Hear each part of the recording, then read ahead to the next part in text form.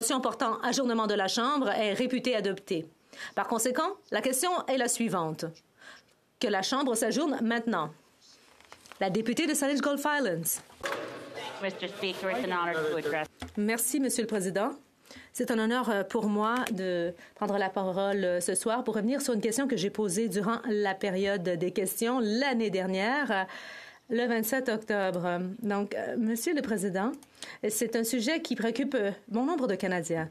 Au moment où les Canadiens voient que les prix à la pompe sont très élevés, même si certains collègues affirment que c'est dû à la taxe sur le carbone, eh bien, nous savons que c'est le secteur des hydrocarbures qui est plus responsable et la taxe sur le carbone a une très faible influence sur le prix.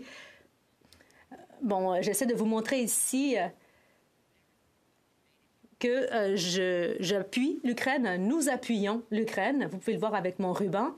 Et donc, cette guerre a eu des répercussions sur le prix de l'essence à l'échelle internationale. Et ce sont, par contre, toutefois, les entreprises du secteur des hydrocarbures qui engrangent des profits records partout au monde. Ce serait magnifique si les sanctions que nous imposons à la Russie puissent avoir une véritable influence, mais nous savons qu'il y a d'autres pays qui continuent d'acheter de l'essence de la Russie. Alors, j'ai posé une question qui fait référence à la motion 92 de mon collègue de Kitchener Centre. Il voulait que l'on se penche sur les taxes sur les hydrocarbures et il a donc une proposition pour que nous appliquions le dividende, que cela s'applique sur le dividende qui est versé par les entreprises des hydrocarbures. Donc, cette motion a été étudiée et on a calculé également les avantages présentés pour le Trésor canadien et le Trésor canadien engagerait 4 milliards de dollars. Ça veut dire qu'il y aurait des recettes de 4 milliards de dollars qui seraient engrangées par notre pays. Dans le Globe and Mail, il était indiqué que ces profits n'ont pas comme fondement une excellente gestion du secteur des hydrocarbures. Non, c'est tout simplement des profits engrangés en temps de guerre. Et il y a donc des industries qui profitent grandement de la brutalité du régime de Poutine en Ukraine. Alors, ces profits sont fort élevés et en fait, il y a des chiffres qui sont même plus élevés que ce qui est indiqué dans la motion 92 de mon collègue. Il est indiqué aussi que dans le Royaume-Uni, c'est 25 de surtaxe et cela a généré 5 milliards de dollars. Et en Europe, c'est 21 Et donc, la proposition modeste du Canada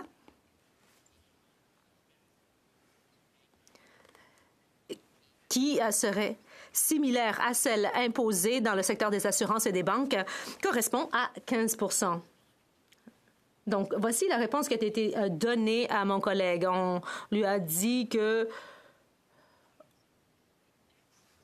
on a répondu en présentant des arguments qui n'avaient rien à voir avec la question. Alors, pourquoi ne pas imposer une surtaxe sur les profits excessifs à un moment où ces profits sont engrangés grâce à la guerre? Et aussi parce qu'on floue les Canadiens à la pompe. Il est grand temps de s'assurer que nous engrangions des profits et des recettes qui émaneraient du secteur des hydrocarbures et que cet argent puisse être réinvesti dans, par exemple, le crédit d'impôt pour les personnes souffrant d'un handicap, à un moment où le coût de la vie n'a jamais été aussi élevé. C'est une véritable crise. Alors, j'espère que le secrétaire parlementaire va présenter une meilleure réponse que le ministre. L'honorable secrétaire parlementaire du leader du gouvernement à la Chambre. J'apprécie toujours pouvoir échanger avec la députée du Parti vert. Je sais qu'elle nous offre toujours des observations bien réfléchies. Bon, certaines questions sont plus faciles à répondre par rapport à d'autres. La vice-première ministre et ministre des Finances a pris cette question très au sérieux. Vous connaissez les origines de notre ministre des Finances et vous savez qu'elle comprend bien ce qui se passe en Ukraine aujourd'hui. Elle comprend bien aussi que le pétrole, c'est un outil pour la Russie. Il y a aussi beaucoup de fausses idées qui circulent sur la tarification du carbone et sur le prix élevé de l'essence. Elle a beaucoup parlé de la situation actuelle et de la guerre. Et bien sûr, cette situation a des répercussions. Et nous avons vu que des gouvernements par le passé ont tenté de composer avec cette situation qui perdure, que ce soit au niveau provincial, au fédéral, que ce soit dans l'Ouest ou dans l'Atlantique. On a tenté de traiter de ces bénéfices excessifs. Et bon, la députée du Parti vert propose une taxe sur les bénéfices excessifs. Pour être bien honnête, je ne pourrais pas dire comment ça fonctionnerait exactement, Monsieur le Président. Mais je sais que la ministre des Finances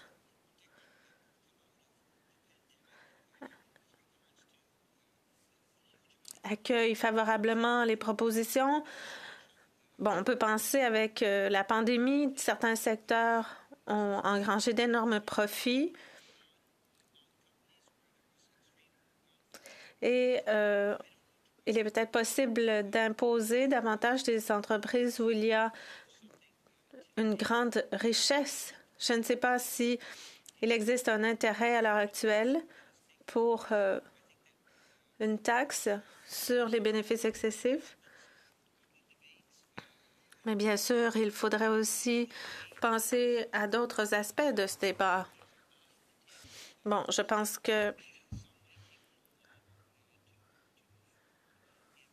certaines options peuvent être à l'étude et certaines options peuvent prendre plus de temps à concrétiser que d'autres. En ce qui concerne l'essence et le coût de l'essence, bon, c'est une frustration qui m'habite depuis longtemps.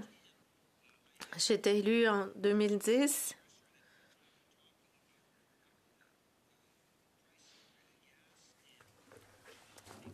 Et à ce moment-là, il était question du prix de l'essence et de la collusion entre les entreprises, les grandes sociétés pétrolières qui a mené à des mesures qui ont été prises. Bon, peut-être à ce moment-là que il y a eu des boycotts d'une certaine entreprise pour faire baisser les prix, etc. Je pense que les consommateurs sont frustrés.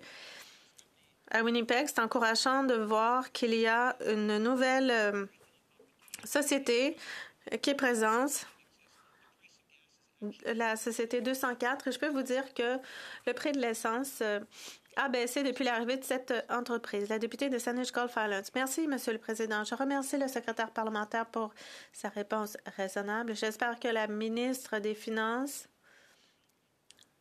ira de l'avant pour imposer les bénéfices excessifs des sociétés pétrolières. La ministre le fait déjà pour le secteur bancaire. Alors, j'imagine que l'on peut harmoniser nos politiques pour nous permettre de sortir des hydrocarbures et ainsi appuyer les Canadiens, et ce sans creuser le déficit davantage et en même temps en engrangeant davantage de recettes. C'est ainsi qu'on peut équilibrer le budget. Et ainsi, on pourra s'assurer de livrer pour les Canadiens et de vivre sur une planète sur laquelle on pourra survivre et sur laquelle nos enfants pourront survivre. Le secrétaire parlementaire. Je veux dire à la chef du Parti vert que le gouvernement est très au courant des difficultés auxquelles les Canadiens sont confrontés. La ministre des Finances est bien au fait de cela. Il n'y a pas si longtemps, En juin 2022, si je me souviens bien, le taux d'inflation était à près de 8 et maintenant, l'inflation revient sous contrôle.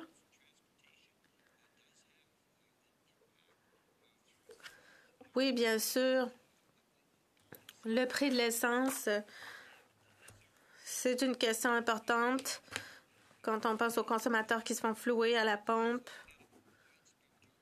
La ministre des Finances envisage de nombreuses options. L'idée, c'est d'appuyer les Canadiens. L'honorable député de Leeds, Granville, Thousand Islands et Rideau Lakes.